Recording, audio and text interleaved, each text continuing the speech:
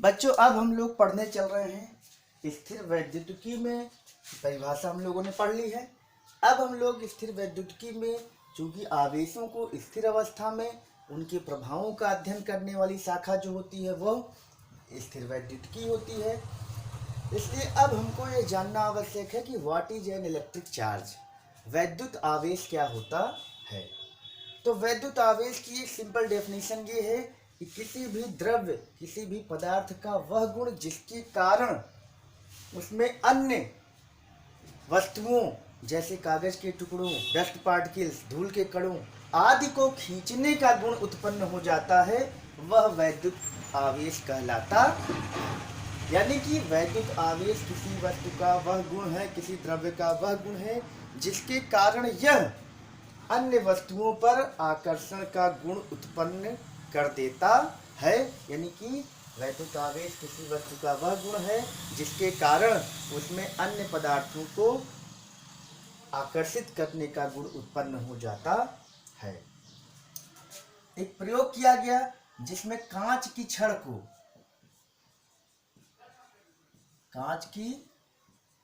को रगड़ा गया रेशम से। जब कांच की छड़ को रेशम से रगड़ा जाता है तो ये पाया गया कि कांच की छड़ जो थी वो कागज के छोटे छोटे टुकड़ों को आकर्षित कर रही थी। तब कहा गया कि ग्लास रॉड जो है, ये कांच की छड़ जो है वो इलेक्ट्रीफाइड हो गई है, आवेशित हो गई है। इसी तरह से एबोनाइट की छड़ को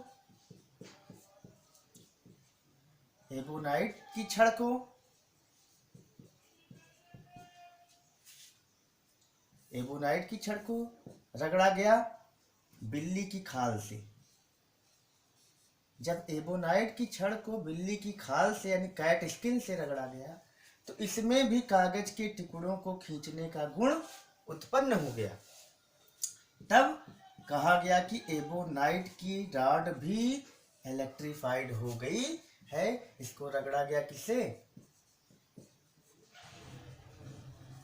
बिल्ली की खाल से। इसी तरह से अंबर को रगड़ा गया ऊन से। इस तरह से अंबर भी आवेशित हो गया, यानी कि उसमें भी कागज के छोटे टुकड़ों और धूल के कणों को खींचने का गुण उत्पन्न हो जाता है। तो इस तरह से गिलबर्ट ने ये देखा कि कांच की छड़ को रेशम से रगड़ने पर कांच की छड़ आवेशित हो गई, बिल्ली की खाल से एबोनाइट की छड़ को रगड़ने पर यह भी आवेशित हो गई। तब कांच की एक छड़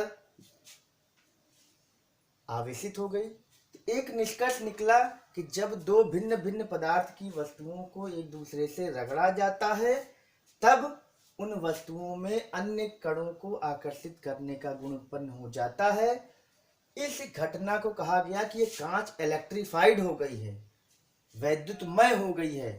यानी कि इस कांच पर किसी ऐसे गुण का आना जिसके कारण यह कागज के टुकड़ों या अन्य छोटे कणों को आकर्षित करने का गुण धारित कर ले रही है, तब कहा गया कि यह कांच जो है वो चार्ज्ड हो गया है। चार्ज का मतलब इसने किसी चीज को ऐसी धारण कर लिया है जिसके कारण यह आकर्षण का गुण इसमें उत्पन्न हो गया, यानी कि यह इलेक्ट्रीफाइड हो गई है।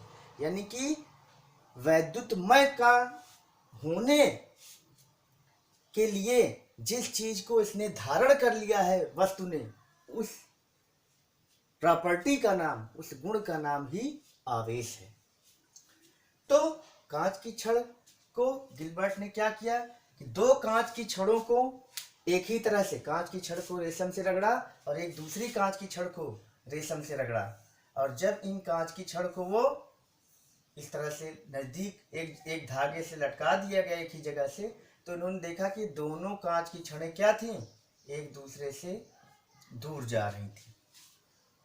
ये भी कांच की छड़ रेशम से रगड़ी गई, ये भी कांच की छड़ रेशम से रगड़ी गई, और जब इन दोनों को एक धागे से लटकाकर एक दूसरे के बगल रखा जाता है तो यह देखा गया कि वो एक दूसरे को आकर्षित नहीं कर रही थी, वो एक दूसरे को प्रतिकर्षित कर रही थी। इसका अर्थ ये है कि यह भी कांच रेशम से रगड़ा गया है, यह भी कांच रेशम से रगड़ा गया है। इसका अर्थ ये है कि दोनों पर समान प्रकार के आवेश आए होंगे, दोनों का एक तरह से इलेक्ट्रिफिकेशन हुआ है, यानी कि दोनों एक ही तरह से वैद्युतमय की गई हैं। तो इसका मतलब क्या हुआ कि समान प्रकृति के आवेश एक दूसरे को प्रतिकर्षित करते हैं। इसी तरह से एबोनाइट की राड को बिल्ली की खाल से रगड़ा गया और इसी तरह की दो एबोनाइट राड को बिल्ली की खाल से रगड़ा गया। यह भी एबोनाइट है और एक और एबोनाइट की राड को बिल्ली की खाल से रगड़ा गया और दोनों को एक धागे, अलग अलग धागे से बांधकर एक ही बिंदु से लटकाया गया। यहां भी ये देखा जा रहा था कि इसमें भी प्रतिकर्षण हो रहा है। तो चूंकि एबोनाइट की राड को बिल्ली की खाल से इसको भी रगड़ा गया और ये दूसरी राड है, इसको भी बिल्ली की खाल से रगड़कर यहाँ लटकाया गया, दोनों में प्रतिकर्षण हो रहा है। इसका मतलब यहाँ से भी क्लियर हुआ कि समान प्रकृति के आवेशों में प्रतिकर्षण होता है। ठीक है ना। तो समान प्रकृति के आवेशों में क्या होता है? प्रतिकर्षण होता है, यानी कि रिपल्सन होता है। ये पता लग गया। अब ध्यान देने की बात है कि कांच के बीच में प्रतिकर्षण हो रहा था, एबोनाइट के बीच में प्रतिकर्षण हो रहा था। तो अभी तक ये नहीं पता था कि कांच और एबोनाइट को आपस में एक दूसरे के निकट लाने पर क्या होगा। अभी तक पता लग रहा है कि कांच के बीच में समान प्रकृति का आवेश है, प्रतिकर्षण है, एबोनाइट पर समान प्रकृति का आवेश है और प्रतिकर्षण है।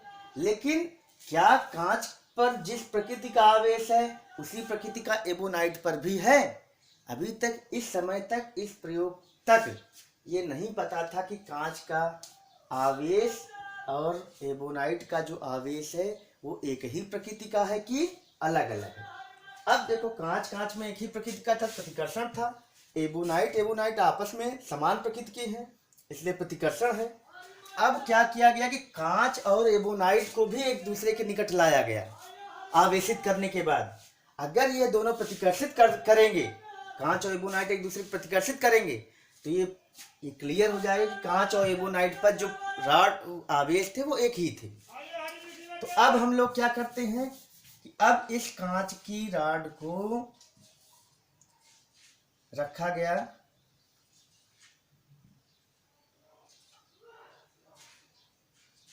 इस तरह से। कांच की राड है, ये ग्लास है और एक एबोनाइट राड है। जब एक ग्लास राड और एक एबोनाइट राड को इस तरह से अलग अलग जगहों से लटकाकर एक दूसरे के नजदीक लाया गया, तो ये देखा गया कि ये प्रतिकर्षित ना होकर क्या हो रही थी?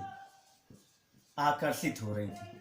तो जब एक कांच की छड़ को एबोनाइट की छड़ के नजदीक लाया गया, रखा गया धागे से लटकाकर, तो इनमें आकर्षण पल उत्पन्न हुआ।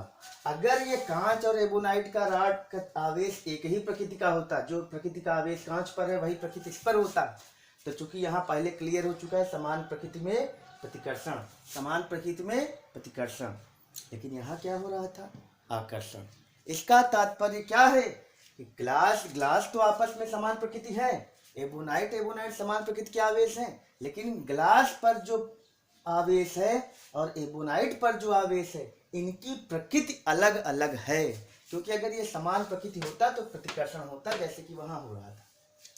तो इसका अर्थ ये है कि कांच का जो आवेश है वह एबोनाइट के आवेश से क्या है? भिन्न है। कांच पर जो आवेश है वह एबोनाइट के आवेश से क्या है?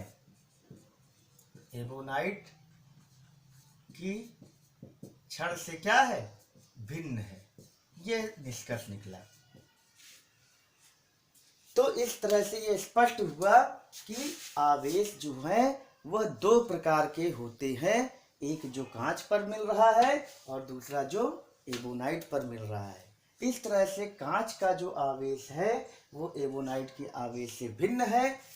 कांच पर जो आवेश आया था इसको विट्रियस कहा गया और जो एबोनाइट पर आवेश आया उसको रेसिनस कहा गया। बाद में अमेरिका के साइंटिस्ट बेंजामिन फ्रैंकलिन ने इस कांच पर जो आवेश आया इसको धनात्मक कहा गया, इसको धन आवेश कहा गया। कांच पर आने वाले आवेश को उन्होंने धन आवेश का नाम दिया, और एबोनाइट पर जो आवेश आया इसको ऋण आवेश का नाम दिया। तो ये बहुत इम्पॉर्टेंट एक्सपेरिमेंट था, जिससे ये पता लगा कि जब भिन्न भिन्न पदार्थ की वस्तुओं को एक दूसरे से रगड़ा जाता है तो वो आवेशित हो जाती हैं, और समान प्रकार के आवेश में प्रतिकर्षण होता है, जैसा कि कांच कांच और एबोनाइट एबोनाइट में था। तीसरा एक्सपेरिमेंट में था कि कांच का जो आवेश है वो एबोनाइट के आवेश की प्रकृति से भिन्न है। और चौथा जो लास्ट रिजल्ट निकला कि विपरीत प्रकृति के, यानी कि अलग अलग प्रकृति के आवेशों के बीच में आकर्षण बल पाया जाता है। अब इन अगले लेक्चर में हम लोग पढ़ेंगे कि आवेश किस तरह से उत्पन्न होता है और आवेशन कितने प्रकार से हो सकता है और आवेशों के गुण क्या क्या हैं।